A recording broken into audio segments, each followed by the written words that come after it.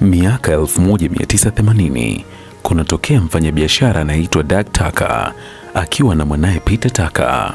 Baada ya kukaa na kufikiria, wakajadili ni jinsi gani wanaweza kuwavutia watalii kwa kitu tofauti na cha kipekee wafikapo katika jiji la Townsville huko Australia. Lakini si kwamba watalii walikuwa hawafiki, hapana, walikuwa wakifika kwa wingi sana, kwani kwa wakati huo eneo hilo lilikuwa likisifika kwa kuwa na miamba ya chini ya bahari mikubwa zaidi duniani na kusababisha kupewa jina Great Barrier Reef. Wazo la kwanza la Doug Tucker na mwanae Peter lilikuwa ni kusimika meli mbili kubwa katika fukwe ili zitumike kwa watu kuingia na kufurahia bahari wala zisiondoke. Kwa bahati mbaya sana, wazo hilo linakataliwa na mamlaka, hivyo mpango huo wa kwanza unafeli. Baada ya muda, wawili hao wakaja na wazo ambalo lingekuja kubadilisha historia kabisa ya kula bata ndani ya maji, kwani Doug Tucker na mwanae Peter wakaja na wazo la kutengeneza hoteli inayoelea juu ya maji. Kwa wakati huo kulikuwa na meli kubwa sana ambazo zilikuwa zikitoa huduma zote kama hoteli, lakini wawili hawa hawakutaka meli inayotoa huduma kama hoteli, walitaka hoteli inayoelea kwenye maji. Hoteli hii inayoelea ilitakiwa kuwa na vitu ambavyo meli inayotoa huduma za hoteli haiwezi kuvifanya.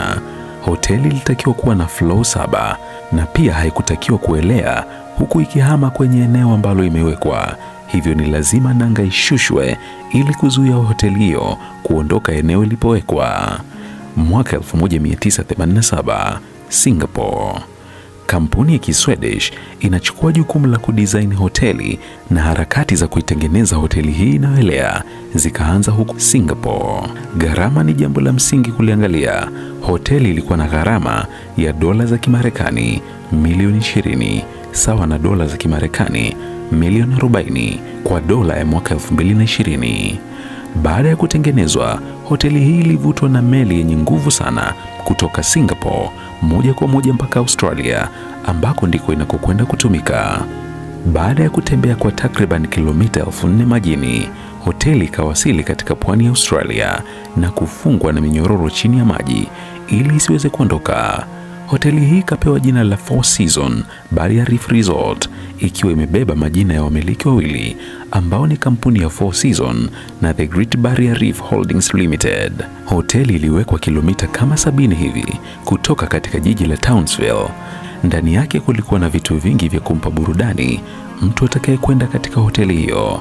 Ndani yake kulikuwa na migahawa, kumbi za starehe ikiwemo vyumba vya kifahari 200 vya kulala, ukumbi wa sinema wenye siti 100, bila kusahau ukumbi wa mikutano. Kwa wale wapenzi wa michezo, hasa mchezo wa tennis, nje ya hoteli hii kulikuwa na uwanja wa tennis ambao uliwaruhusu watu kucheza bila wasiwasi.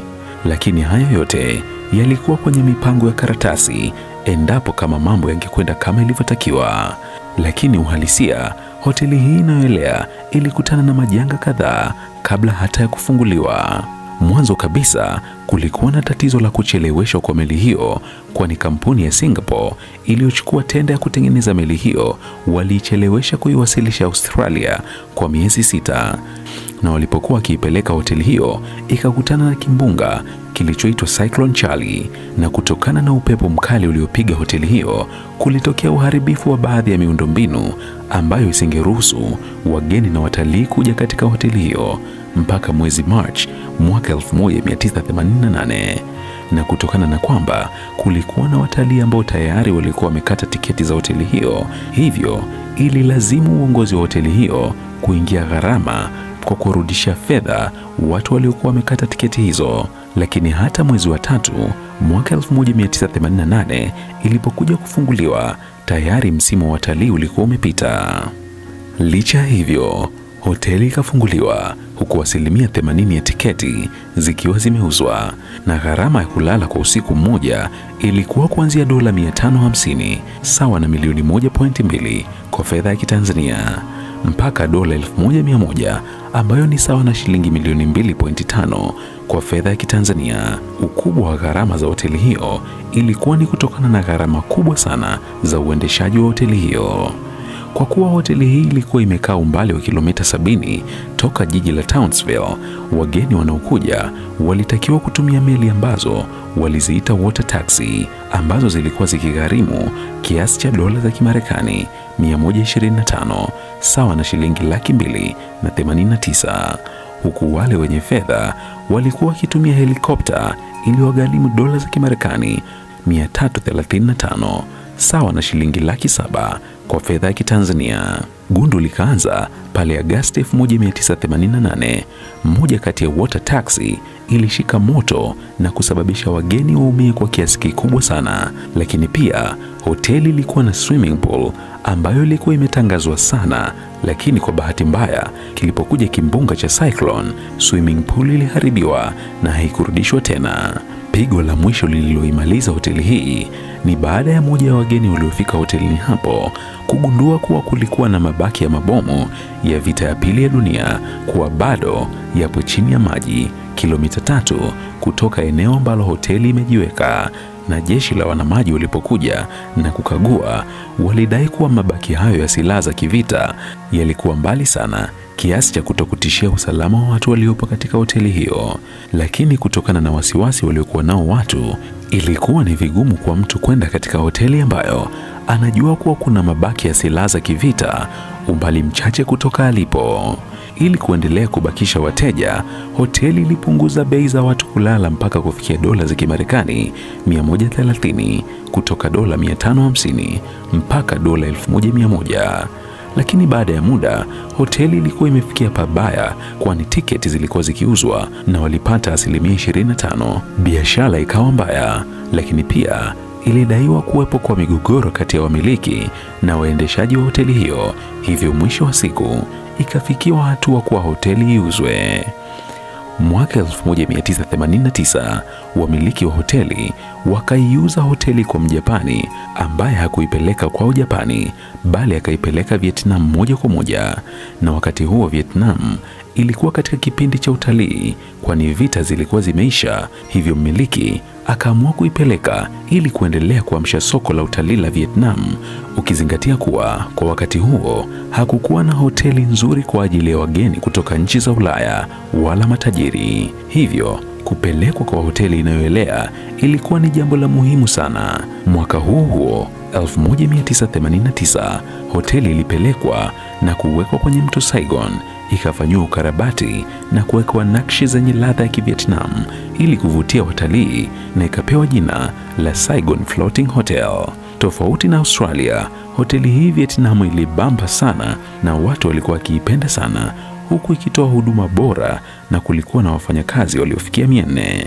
Saigon Floating Hotel ilibamba kwa zaidi ya miaka 8 mpaka ilipofika mwaka 1997 ambapo soko lake lilianza kushuka kutokana na ukarabati wa hoteli za Kivietnam zilizokuwepo hapo awali, na makampuni ya kimagharibi yakaanza kujiunga kwenye soko la kuwekeza katika mahoteli.